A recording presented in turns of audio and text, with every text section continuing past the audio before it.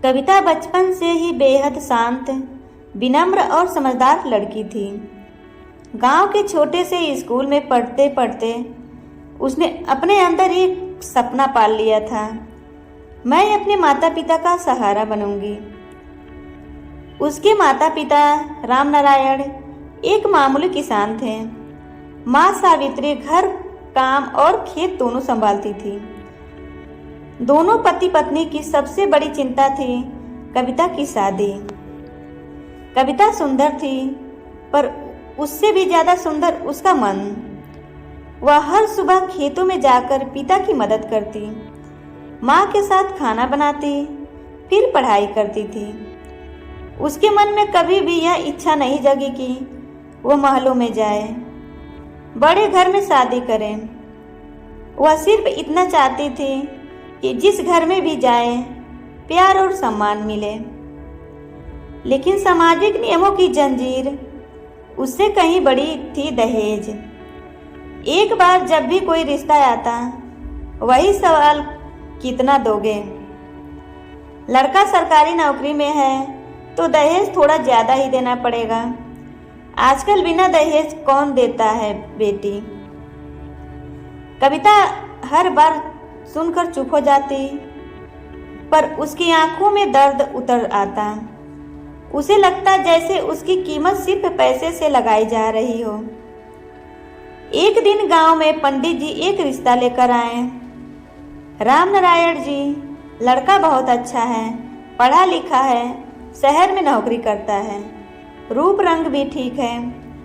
अगर यह रिश्ता हो जाए तो कविता रानी बनकर रहेगी। सुनकर घर में थोड़ी खुशी छा गई। लड़के का नाम था विक्रम। कविता ने पहली बार दिल में हल्की सी मुस्कान महसूस की। शायद यही वह घर है जो उसे सम्मान देगा। लेकिन शाम होते होते पंडित जी फिर आए। चेहरे पर थोड़ी झिझक, आवाज में झटका। राम नारायण जी, लड़के वाले दहेज थोड़ा अधिक चाहते हैं। कितना? पिता ने हल्के से पूछा, पर दिल पहले से ही कांप चुका था। 10 लाख, और साथ में एक कार। यह सुनकर जैसे हवा थम गई। राम नारायण के हाथ कांपने लगे। घर में इतना पैसा कहाँ? एक किसान की पूरी उम्र की कमाई भी इतनी नहीं होती। कविता ने पिता को देखा। उसकी आंखों में बेबसी तैर रही थी। माँ के आंसू चुपचाप जमीन पर गिर रहे थे। कविता ने धीरे से कहा, बाबा, अगर रिश्ता इतना महंगा है तो छोड़ दीजिए ना।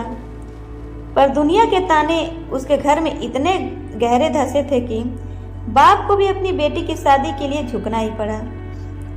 राम नारायण जमीन का बड़ा हिस्सा बेचने के लिए तैयार हो गए। कविता ने रोकने की कोशिश की, बाबा, मेरी वजह से अपनी जमीन मत बेचिए।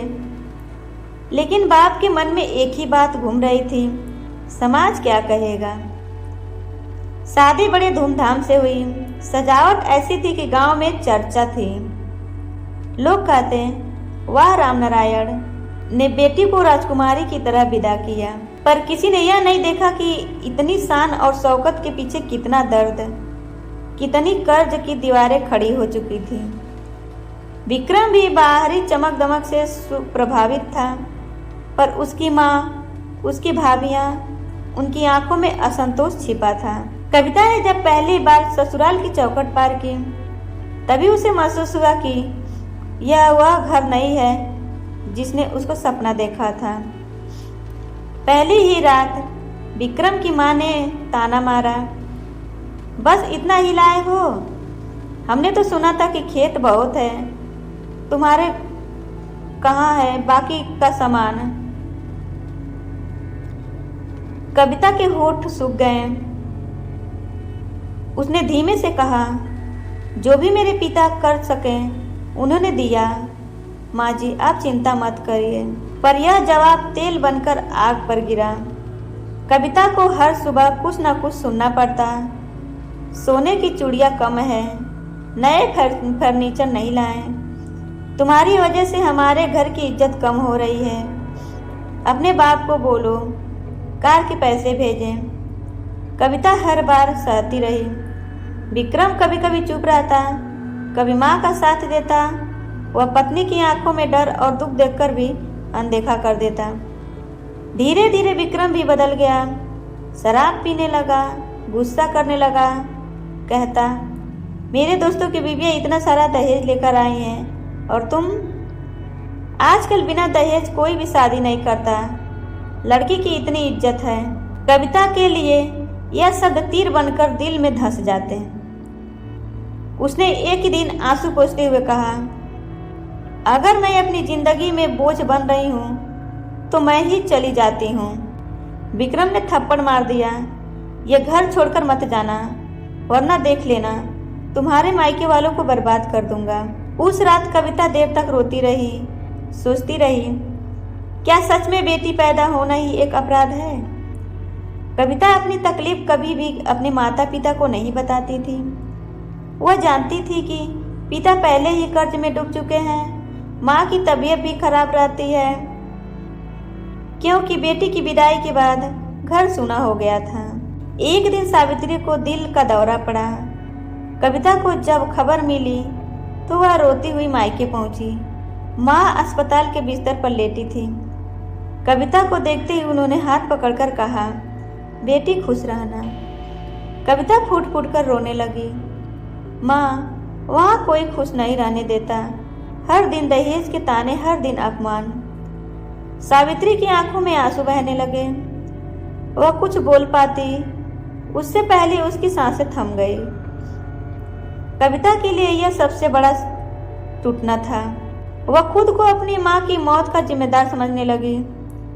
उसे लगने लगा, अगर मैं पैदा ही नहीं हुई होती तो यह सब ना हुआ होता। माँ की मौत के बाद कविता कुछ दिनों के लिए मायके में थी, लेकिन समाज भी कम क्रूर नहीं। लोग कानाफूसी करने लगे, अरे बहू है वो, उसे ससुराल में रहना चाहिए था, ससुराल छोड़कर आई है, मतलब कुछ न कुछ कमी तो होगी लड़की में। दहेज कम ले जाने वालों की यही हालत होती है। कविता हर तानों की पत्थर की तरह सहती रही। उसे समझ नहीं आ रहा था कि आखिर गलती किसकी है, उसकी, उसके पिता की, या उन लोगों की जो बेटी की कीमत तौलते हैं। मायके में जैसे ही माँ की चिता की राख ठंडी हुई, विक्रम और उसकी माँ पहुँच गए। चलो घर लौटो। कविता उनकी आंखों में असली चिंता नहीं, बस अपनी इज्जत बचाने की घबराहट देख पा रही थी। ससुराल लौटते ही अत्याचार बढ़ गया। अब विक्रम न केवल ताने देता बल्कि मारना भी शुरू कर चुका था। उसकी माँ भी कहती, तेरी वजह से हमारे घर में अशांति है, अपने बाप से कहा 5 लाख रुपया और भेजे। कविता हर रात बिस्तर पर लेटी आसमान देखती और सोचती, क्या यही मेरी जिंदगी है, यही मेरा भाग्य है? एक रात विक्रम नशे में धुत आकर बोला, आज मैं सच में बता दूं, तुम दहेज के बिना इस घर में आई ही क्यों? कविता चुप रही। विक्रम ने उसके हाथ मरोड़कर कहा, अगर कल तक पैसे नहीं आए तो यह घर तुम्हारा नहीं रहेगा, तुम्हें जला दूंगा। यह सुनकर कविता कांप उठी। उस रात वह पूरी रात नहीं सो पाई। उसके मन में डर, गुस्सा, निराश सब कुछ घूमता रहा। लेकिन उसी रात उसने एक फैसला कर लिया, अब चुप नहीं रहूंगी। अगली सुबह कविता सीधे थाने पहुंची, सारी बात बताई, दहेज की मांग, मारपीट, धमकी, सब कुछ। पुलिस ने तुरंत कार्रवाई की। विक्रम और उसके परिवार को गिरफ्तार कर दिया गया। गांव में हंगामा मच गया। लड़की ने ससुराल वालों को जेल भिजवा दिया। ये आधुनिक लड़कियां घर का सम्मान नहीं समझती, पर कविता अब बदल चुकी थी। अब वह रोती नहीं थी, अब वह मजबूत हो चुकी थी।